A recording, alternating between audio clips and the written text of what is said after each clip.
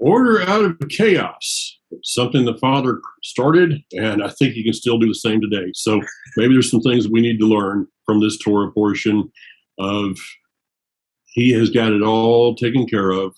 What looks like chaos to us may be ordered to him. Well, with that as a start, Barry, thank you for your sister filling in last week. I listened to it, and she did a pretty good job. Yeah. Some might say a home run. It was at least a solid double. I think she did a good job, and she was able to share some things pertaining to a small congregation that most of us don't think about. So, as I said last week, those who lead the small home groups, they're the heroes. They're the backbone of our movement. No doubt about that.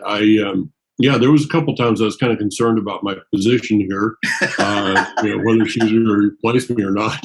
But she spoke some things specifically to me that were very, very helpful, things that I needed to be reminded of. So, Leanne, thank you so much for your words of wisdom.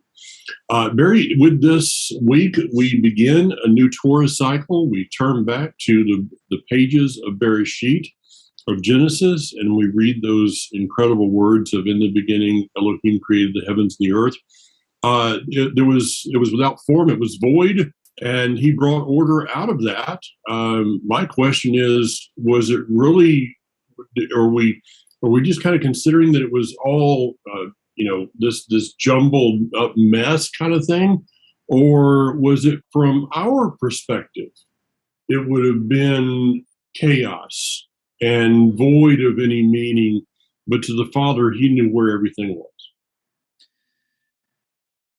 When we describe chaos or that which is falling apart, or is a society is tumultuous, obviously, if you listen to any media at all, it's going to be a very grim report about a lot of things.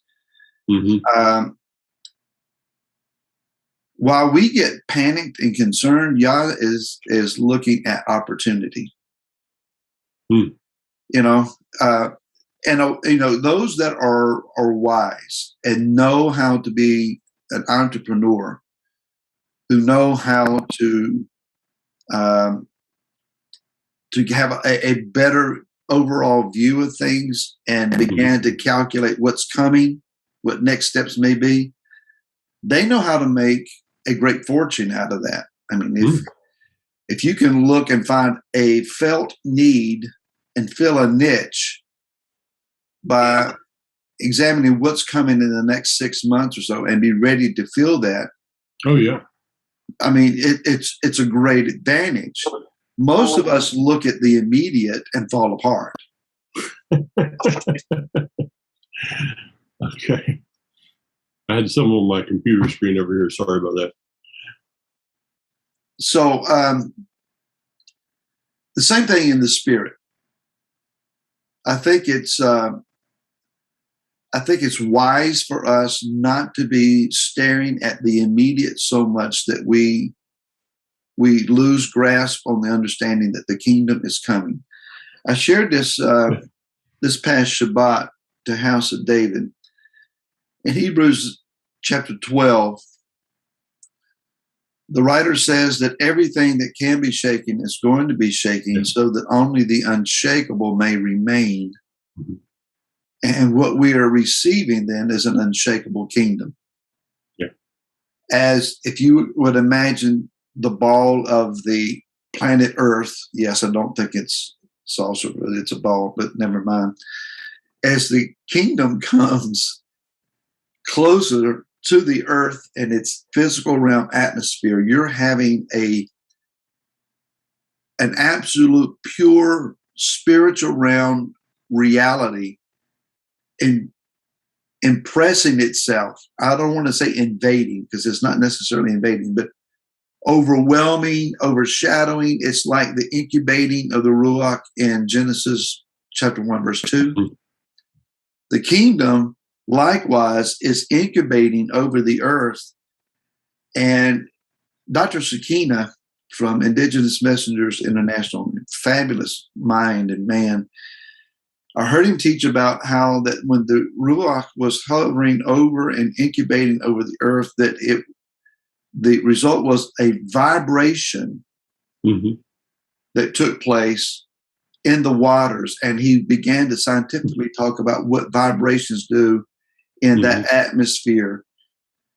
And it created the potential and possibility of a new reality, a new change. So the earth at that point was falling apart. It was vibrating. It was pulsating. It was moving in a spectacular fashion. The same thing's happening in the earth right now. It's because the kingdom is hovering over the earth, incubating us for a new reality. And the earth, out of necessity, is shaking and convulsing, pulsating so violently, we see it as, oh no, the world's falling apart and people have absolutely lost their minds. But the righteous should see the kingdom and rejoice and be exceedingly glad, for what we've been waiting for is finally come. So you talk about a new reality. Okay, maybe we could consider that what we have today is not a reality, but is a false sense of security. Yeah. And there is a reality that is coming closer and closer. Rob Shaul said that his coming is closer than it's ever been. You know, we're closer to the end than we are to the beginning. I truly believe. If we go back to these words of Bereshit, chapter 1, the earth is, or the what he created is without form and void. Darkness was upon the face of the deep, which means that you couldn't see it. Okay, and if we were to have been there, you couldn't have seen all that was void and what seeming chaos and stuff. It wasn't until he spoke and said, "Let there be light," that you could see what was there. And so, is it possible that the days that we're living in? Wait a minute. It wasn't until he said, "Let there be light," that you could actually see what was there. Let me write that down. Go ahead. I got something over there. So the work that the Father had done, you could not see that work until he spoke the light into existence for our seeing, not for his. He knew it was there. He can see because he is light. But if we were to look at it, we would not have been able to see it until he brought his light into the situation so that which was there could be revealed. Now, with that being said, is it possible that the chaos and confusion that we see upon the earth has always been there? But the kingdom was far enough away from us in a time frame that the light of the kingdom was not showing forth the confusion and chaos that was in the world.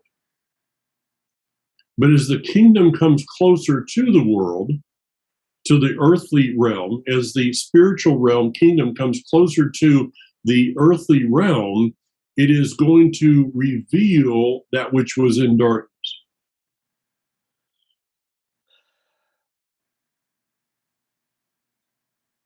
Yes. And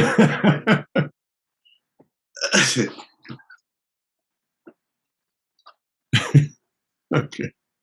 I sprung that one on you. I gotta get both sides of my mind working at the same time at the same place.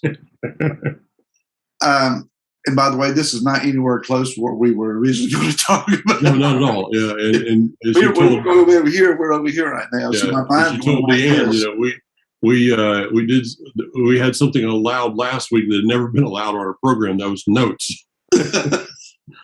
Okay. The light that we're talking about, though, is not physical realm light. Correct. The light that reveals the reality of what is going on in our realm, our physical realm life, is spiritual realm light. It's not So the is sun, there- moon, and stars that's revealing what the reality is. It is the light of Yeshua that is permeating in a greater fashion. Mhm. You know, when Israel was at Mount Sinai, they were told you had 3 days to prepare for this encounter with the Most High who's coming down on the mountain. And whatever they imagined that was going to be is what level of preparation that they offered. They, you know, on a scale of 1 to 10, they surmised maybe a 7 or an 8, and they prepared at a level for 7 and 8. They didn't know that the reality of what was coming in on a scale of 1 to 10 was 50. Yeah. Beyond off, you know, and so they were woefully unprepared in their spirit, in their mind, in their bodies for what was. I mean, how could you prepare? Well, you So, couldn't. you know, Moshe may have been walking through the camp in those 3 days and saying, "Y'all better step it up. I know it's coming." I was at the burning bush. I've had an encounter with him, and it's overwhelming. You need to be prepared for this. Moshe was one willing to hear, and there was probably a select few that was willing to hear. I remember a movie with Ben Kingsley playing Moses, and this in the movie they depicted this encounter with the sound of the shofar blowing louder and louder, and this big wind blowing in their face. And every time that the shofar blew, they were announcing the words. And Ben Kingsley was depicting Moses as just radiant and wonderfully embracing this encounter. And there were just a select few that were standing beside him that figured it out.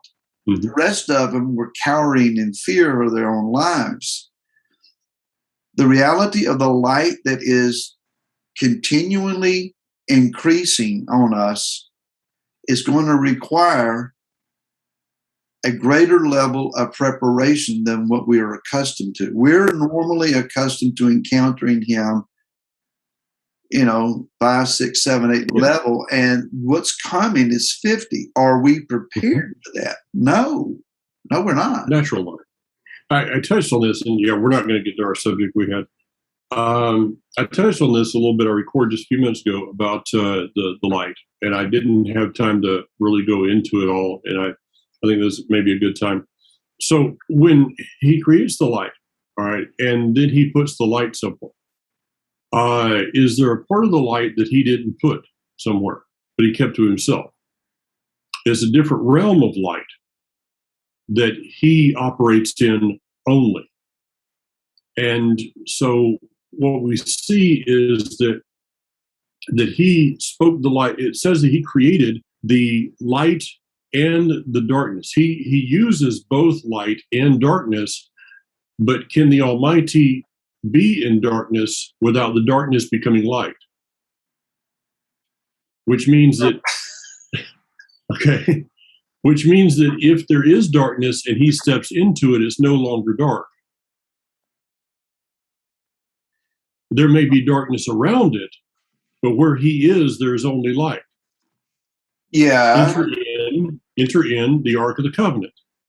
It's in the Kodesh Kodeshim, the Holy of Holies. There is no light. There's no natural light that is in the Kodesh Kodeshim. The only light that there is the light that is coming from the Ark of the Covenant. And it said of that light that it was like it was coming from everywhere, but coming from nowhere, and there was no shadows. If you looked up underneath the Ark of the Covenant, it was the same light up underneath that there was on top. So as Yaakov says, there is no shadow of no variables or shadow of turning, because he is the Father of lights. So when we get to the book of Revelation, it talks about that there is no need for light in the New Jerusalem because he is the light. It says there is no darkness, but however, we see that there's the celebration of the new moon, which has to be in darkness. So will there be darkness over the whole earth of light and day, of day and night, the same as there is today, but Jerusalem will never see night because the Lamb is there, who is the light of the city. And since he is the light of the city, there cannot be darkness in the city, even though it's light. What did you have for breakfast? I mean, you're. I had my wife's peanut butter cookies. Your mind's going 100 miles an hour. Well, I'm thinking about this, Barry, and it's just like, so, how can you have the new moon celebration, a celebration of the new moon, if you don't have night? You have to have night. Okay.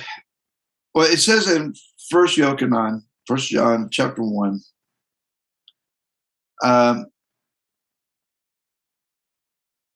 verse number 5, and this is the message which we have heard from him and announced to you, that Elohim is light, and in him is no darkness at all.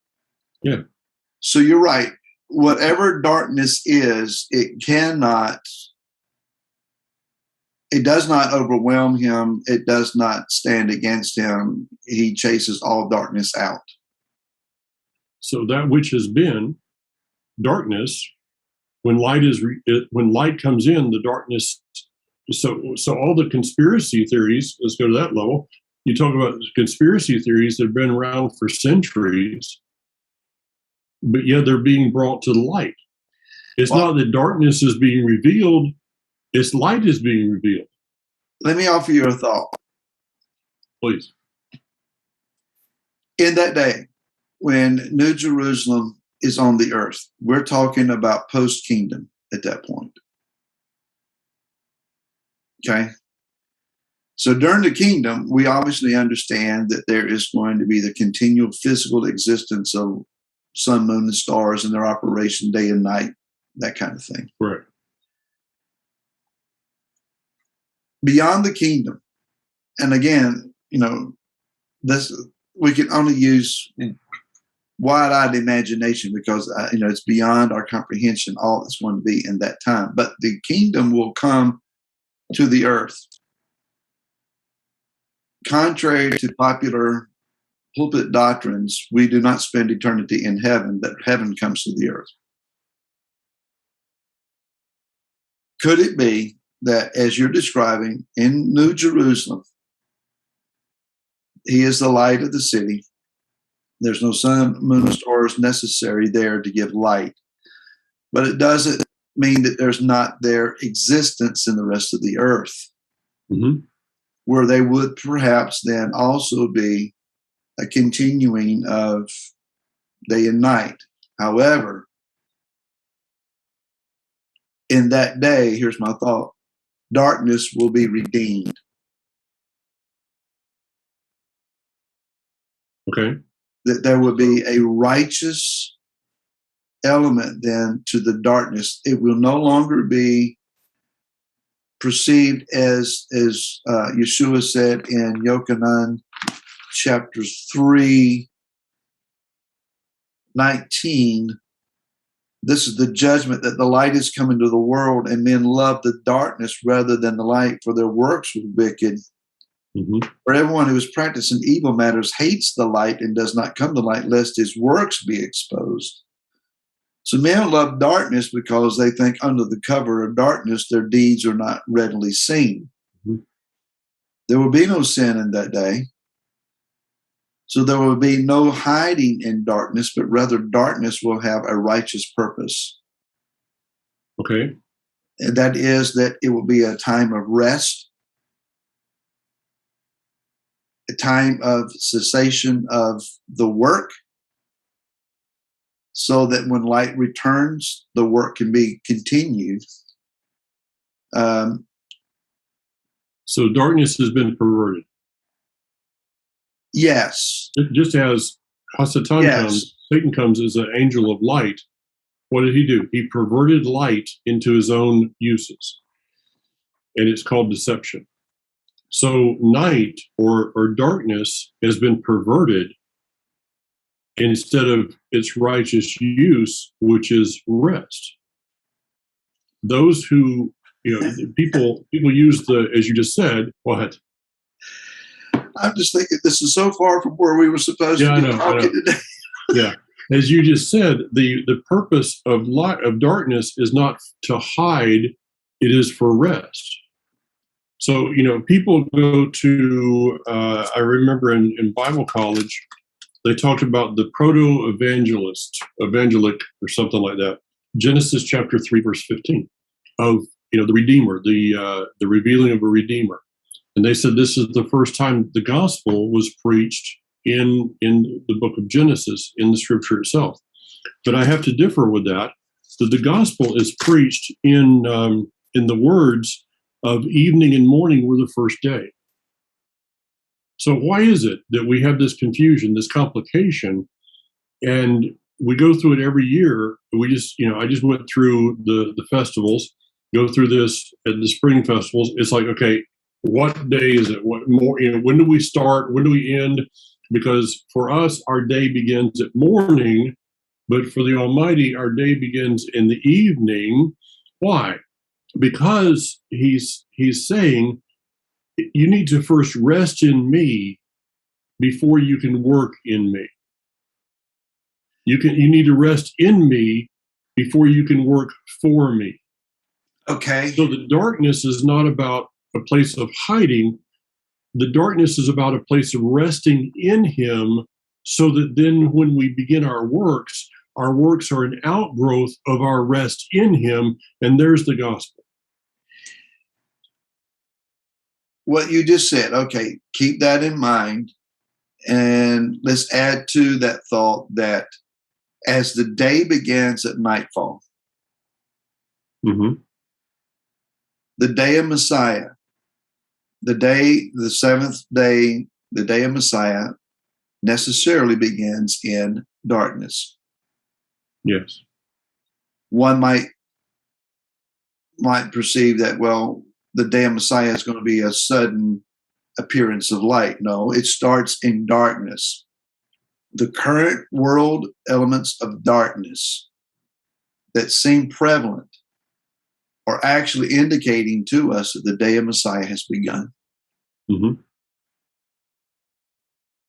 The darkness that indicates the day of Messiah should not be a time of fear and panic among Yah's people, but as you just described, a day of rest to prepare us that when the day star appears and the light comes, we'll be ready to work. Mm-hmm. Now, maybe we can go back to where we were originally wanting to go and bring in this thought, Mike. One might surmise, okay, if we've got to be such a capable and developing, resting, preparing people, then what we need to do is to dig deeper and deeper and deeper into the Word. We've got to stop digging with shovels and start using excavators to get in there and define what we got to have. But in the purity and simplicity of the Scriptures, there's a great deal of strength. I'll mention him again. Dr. Sakina said something several years ago at House of David that I've really clung to. I haven't practiced it enough. But he said, when you read the Word, your eyes are one witness. But if you will read the Word to yourself out loud, your eyes see and your ears hear. Mm-hmm. And he said, if you will make it a practice to read the Word to yourself out loud,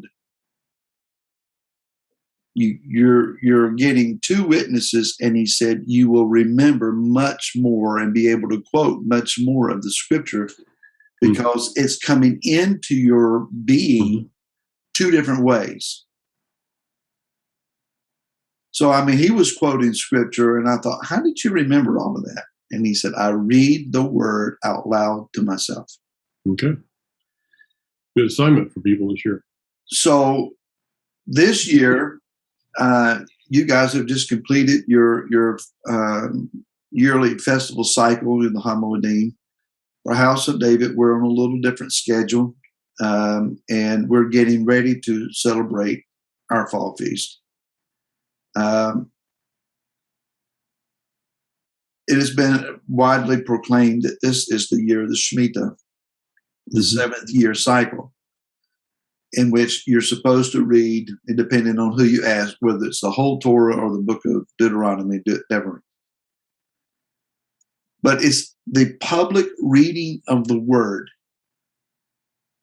There were multiple occasions where the word was read to the people as they stood and listened. In Moshe's day, it was done so. Ezra stood on a platform and he read the word to the returned refugees, and the exiles were returned to the land of Israel, and the people wept at the reading of the word. It's because they're hearing it. There is a quality to hearing it. I don't know that we need the excavators of the Torah as much as we need to read and listen to what it's saying. Mm-hmm. Sometimes we're so busy digging that we fail to realize the gold dust is on the top layer. Well, we talked, and I looked at that. We were going to do the reading this year, and I saw that it's the end of the year, the end of the 7th year. So we're actually our group's going to do this at Sukkot of next year, at the end of this year, because I'm already into it. We're going to go through Devarim, but you bring in the Shemitah, and this is something I just did at my teaching, and I'm going to do something in this Torah cycle. I'm going to keep it simple. I'm going to keep it literal. I'm going to keep it simplistic, because what you're just talking about is the Shemitah. In the Shemitah year, you're not to dig in the ground. Right. In the Shemitah year, you're to harvest that which is here, that which you can see, that which comes up naturally. You're to look at what is around you. And so, to me, this is the year of there are people that are so focused on getting something out of the ground that they forget the fruit that's on the tree above them. Right. Okay, the fruit's there. You just got to reach up and grab it. You don't have to go digging for it. It's just there for picking. In the Shemitah year, the fruit is there for the picking. You don't have to work for the fruit. And so I just want to go through the scripture in a very simple, cookies on the bottom shelf kind of an attitude, not trying to make the scripture say something that it's not, just allowing the scripture to take me back to my Sunday school days of this is what God said. Just accept it for what it says. Maybe that would be, if people quit complicating the word, maybe life would be a little less complicated too. Some of the greatest times of congregational growth that House of David's ever had included or was founded upon some very basic teaching. Mm-hmm. Going back to, why do we study things Hebraically? One of the most profound things that I was able to share, this very simplistic thing, is I held up the scriptures, and I'll do this very, very quickly here. In my Bible, this is the Torah, the first 5 books. Mm-hmm. And I held it up like this, and I said, everything said in Scripture, this is the whole of Scripture. Everything is here. This part is commentary. Mm-hmm. And I remember the puzzled looks, and then the light started popping on. And people realized, oh, the value is in that part that's about this much. But we over-focus on the majority of what's left, not realizing that it's talking about what was already stated. Yeah. You quoted John, and this is not to say that the rest of Scripture is not as important. Okay, I don't want people to get that. But when you quote the book of Yochanan, John, if you don't have a foundation of what Genesis says, then you don't understand what John says. No, you don't. So what is John doing? John is expounding on the words of Genesis chapter 1. When it says, let there be light, the light, the gematria for that is 613, the number of the verse of the commandments in the Torah. So when he spoke the word, he spoke the Torah into existence. He spoke the word into existence. Yeshua is in existence there. I'm not going to go into that in depth. Hope nobody misunderstood what I just said. But you don't have an understanding until you go back to the foundation. So why do we study the foundation every year? Because our theology has had cracks. And so when we go back and we study the Torah, what are we doing? We're going back to the pureness of the foundation and the cracks that our theology had placed in the foundation. We find that the Torah repairs those cracks. Yes, it does. And therefore the building is stable. If there's one thing I'd like to communicate before we close up, and I just looked and see what time it was, and I realized we've been talking this long. Whatever you see taking place, whatever the news broadcasts are, however things continue to morph into a more panic-inducing society,